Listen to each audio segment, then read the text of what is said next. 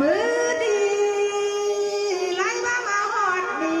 น่ะพ่อแม่เอ้ยร่วมทางไฟ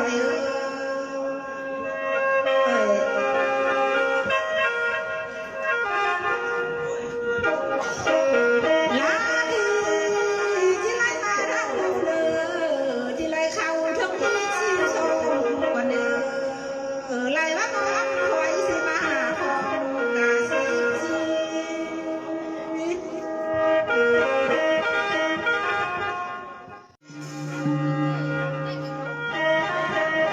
มาลำเลยอายก็ได้บอกเก่าเต่าและดอกอายเอ้ยต้นเจ้าก็ได้บอกลงทางแล้วน้อง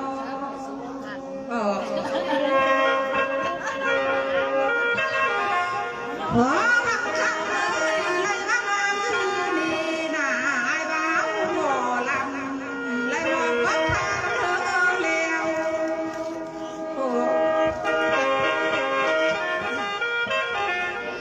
อายจะพาเพื่อนเธอทงลีเพื่อพอและบอกหมอลำเลยเจ้าและบอกเพื่อพอน่ะที่เครื่องเสือทงลายเอาละ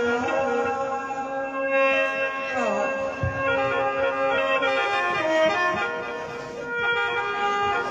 ไล่รักมามือนี้น่ะพอบังคับเลยน้องพี่เต่าขึ้นมาเอาพวกออกมาแล้ว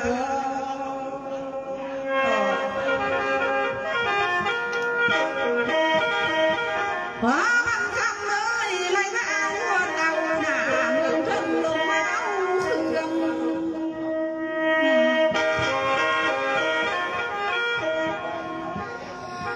ไล่มาฮอดแล้วน่ะผู้แดงอาบน้ำพร้อมกันแดงอาบนี่ยวนเอาเด้อ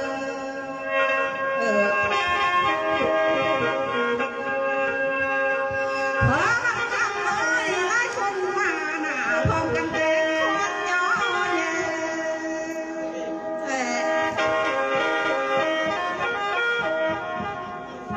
มือดีทำมาทางใต้เชื่องหน้าพ่อเอ้ยทางกันหน้าเสื้อวันจังจังคนเด้อ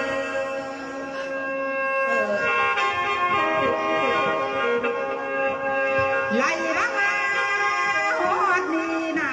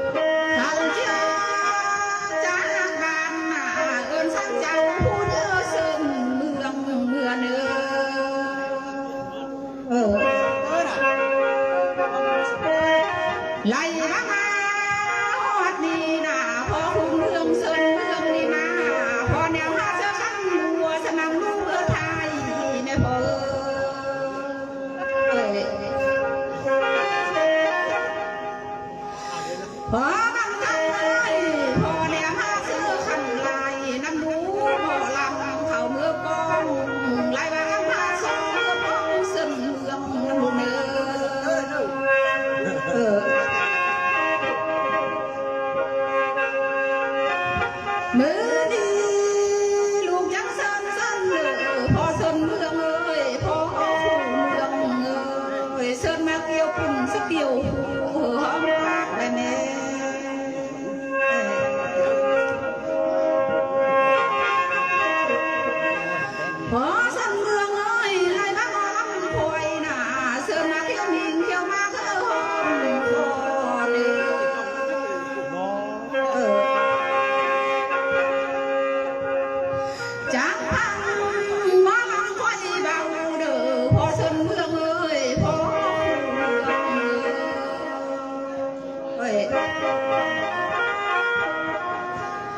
ไล่บ้านนามือนี่นาที่ว่าลำลูมานังลังป่าข้าวเพิ่นแล้วที่ว่าลำลูมานังเศร้าป่าทิ้งสิงน้ำไหลแทนพวกเศร้าพี่นี่นา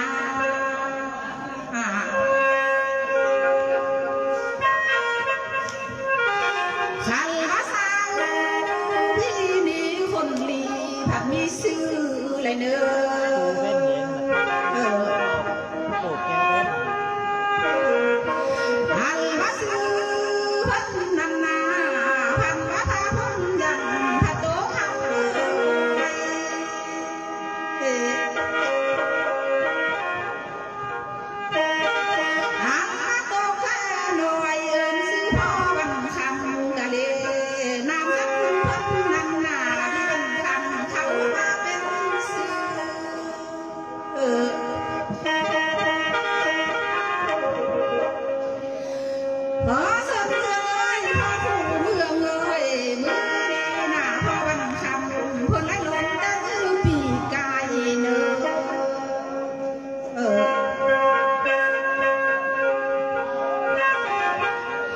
ไล่ละหัวบังจังดีนา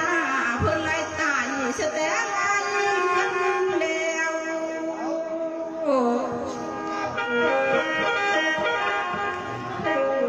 แต่ละมือเพิ่นลงหน้า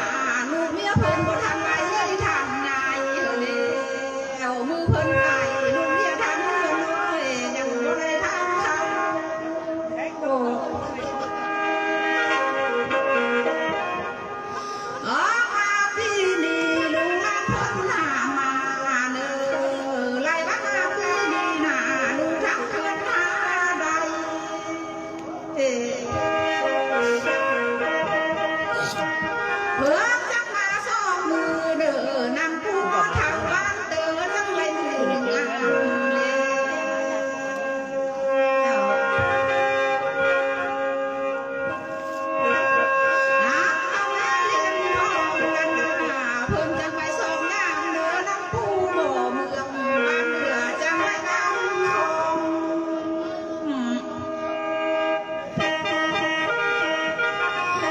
มือดีเพิ่นจังเอิ้นเอาพี่และน้องพร้อมทำลูกและเต้าเพิ่นมาต้องได้กองบุญ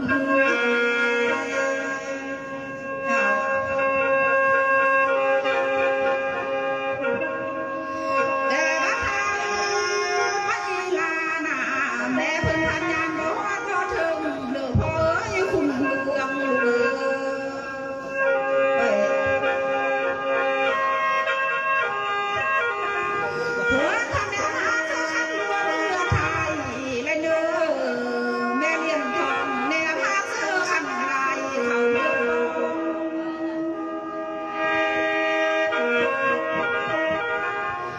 ไล่ละคำ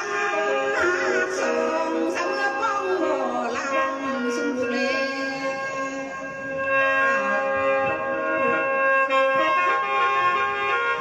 อันว่าลูกสาวลูกเคยเพิ่นนา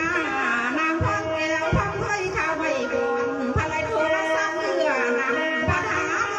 เนื้อพอง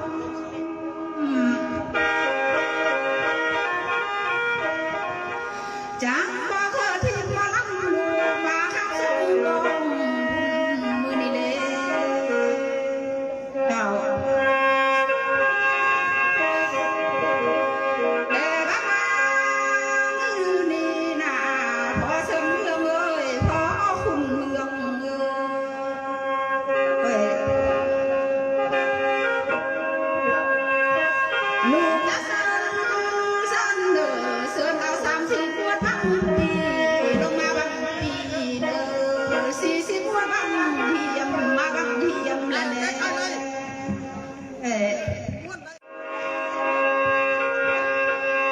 ลูกขอเสินเด้อเสินจะจุ่มบังอำเภอไหลไข่เอ้ยจุ่มบังไผ่ไผ่ใหม่เอ้ยจุ่มขึ้นใหม่ยังมาหัวดงนั่นนะ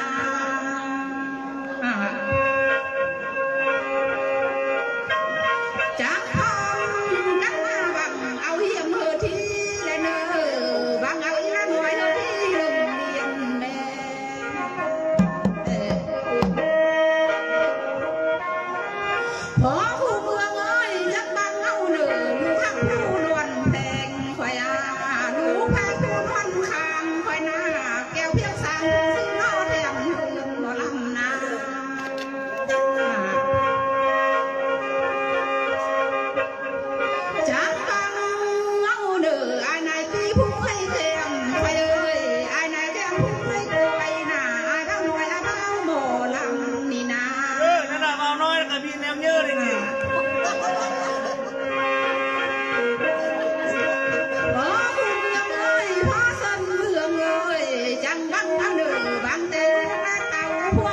สัมภานี่นะ อย่ามาน้อยๆเป็นน้ำมะกอนี่กอกเก็ต